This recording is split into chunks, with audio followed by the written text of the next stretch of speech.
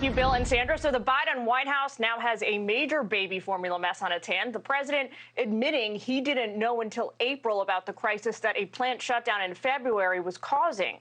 The White House comms team, though, meanwhile, says they had by that time already been working on it for months. You're in the Faulkner Focus. I'm Jillian Turner in for Harris today.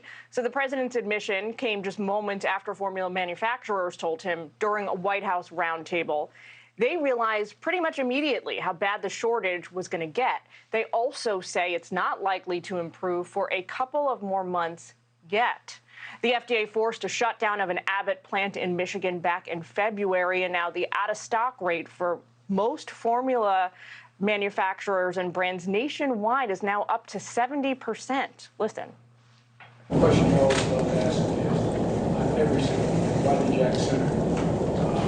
Well, I don't think anyone anticipated the impact of the shutdown of one facility. You say that they knew it. Didn't the CEOs just tell you that they understood it would have a very big impact?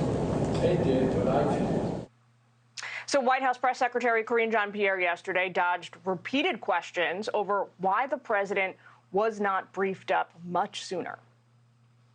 You said that senior leadership in the administration was on it, but you also said that you don't have that time frame. I just don't have that time frame to share. What I can say is the White House began working on this from the first day of the recall, from day one of the recall, which was back in February. The president says he didn't understand how bad the issue was until April. Perhaps the president wasn't aware of the work that was going on around the clock since February to address the issue. I mean, the president has multiple issues, crises at the moment. You know. And just this morning, the White House is now launching a website. It's whitehouse./formula that will track and show the American people what the White House is doing to get formula to shelves.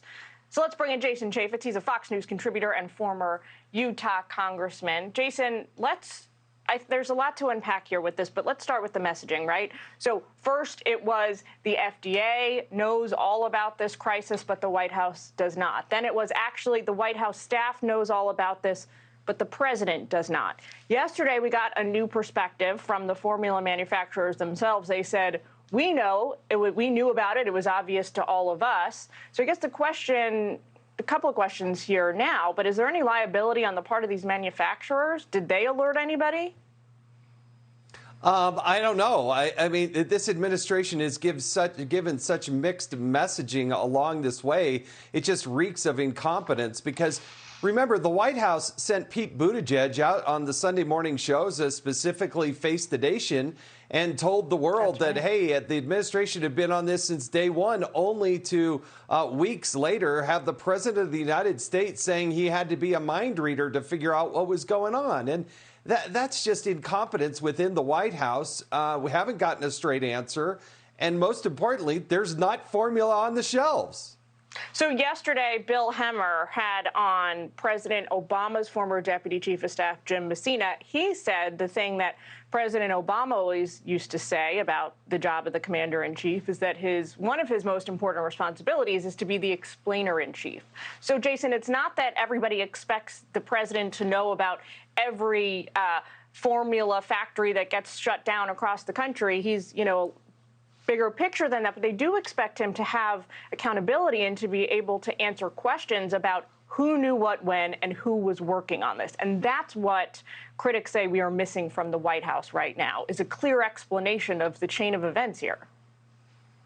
Well, this is a pattern here. Joe Biden is not a very good communicator. Kamala Harris is absolutely nowhere. And to admit out loud that he had to be a mind reader to figure out what was going on within his own administration, I think speaks volumes, because it's not just this baby formula situation to say, hey, we got a new website at this late in the game. I mean, I was at our Costco, and around the store, you could see people lined up for a long period of time hoping to get 2 cans of formula. At the end of the day, I don't think a parent they're going to look at this administration and say, what's going on? Yeah. And to hear that it started back in February. And they, here we are turning the corner into June. that doesn't give anybody a lot of confidence. I will tell you that us moms knew something was brewing back in February when there was a recall, and a lot of us had to chuck out entire storage bins full of formula because we were told that it was no longer safe for our babies to eat it. So that was kind of the first sign to thinking people that something was going to go on here. I want to switch gears quickly while I have you, make sure we get in your take on the Sussmann trial. So in the wake of the acquittal of Clinton campaign lawyer Michael Sussmann, pundits and politicos are now taking this victory lap. They're also casting doubt on the future viability of John Durham's probe, period, writ large, into the origins of the Trump-Russia investigation. Take a listen.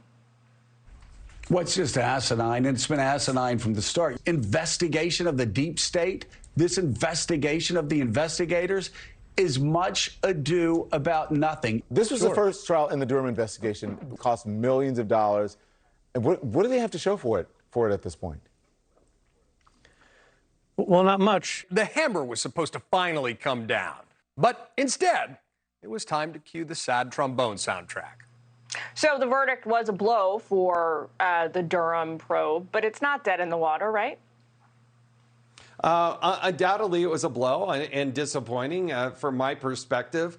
What is Joe Scarborough talking about? I mean, investigating the investigators, they're investigating the fact that guess what? Hillary Clinton's campaign manager said that Hillary Clinton was personally involved in the decision to plan a story within the FBI, plan a story within the media that was a fabrication. It was a lie in this country for years. And that network that he works for, had story after story after story after story, just beating this drum on a total falsehood. They lied about Donald Trump. They dragged him through the mud. They just absolutely, totally lied. I don't think there's any question about that at this point. I wish Durham had been found guilty. I don't know how you have a jury that it's donors to the Democratic Party, a daughter who's on the same ball team as the other. I mean, I just don't understand how that is supposedly justice in America. But you're talking about the jury pool, right? The lack of conviction. Yeah, I mean, the jury pool was so tainted there in Washington, D.C. But nevertheless, I hope Durham continues because somebody planted this false story. I think we now know that it's Hillary Clinton. Where are the other charges? That's where I think a huge swatch of America wants to see justice in this country. Well, so take a listen to President Trump. He spoke to Fox News Digital yesterday. He said this verdict, quote, makes me want to fight even harder. If we don't win, our country is ruined. He goes on to reiterate that they spied on his campaign.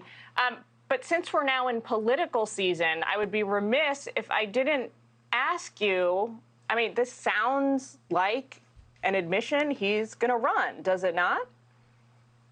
Oh, I think Donald Trump is going to keep us guessing for a very long time. But he's saying, I'm going to fight harder, we're not going to lose.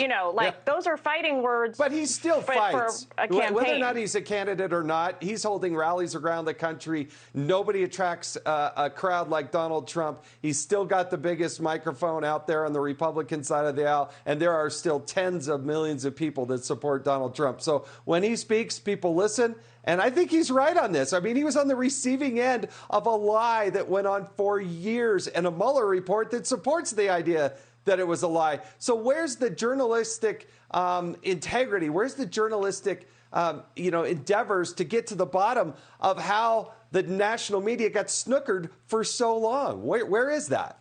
Well, I can tell you one thing as a journalist. If the president wants to rev up more interest in this, he will announce one way or the other what he's going to do in 2024, and then everybody will pay a lot more attention. All right, Jason, we got to leave it there. Thanks so much. Thank you. I'm Steve Doocy. I'm Brian Kilmeade. And I'm Ainsley Earhart. And click here to subscribe to the Fox News YouTube page to catch our hottest interviews and most compelling analysis.